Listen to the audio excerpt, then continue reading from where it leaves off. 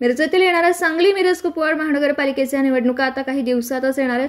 मिरजेतील फक्त आणि फक्त आता सर्वांचे लक्ष मिरजेतील वॉर्ड क्रमांक 6 मध्ये लागून राहिलं आणि त्यात गेली 25 वर्ष राजकारणात असणारे मिरजेचे धडाकेचे नेते माजी महापौर मेनुद्दीन बागवान यांचा बालेकिल्ला मानला जाणार म्हणजेच वॉर्ड क्रमांक 6 असून आता त्यांच्या विरोधात कोणता उमेदवार असणार आहे याच्याकडे सर्वांचं लक्ष लागलेलं आहे।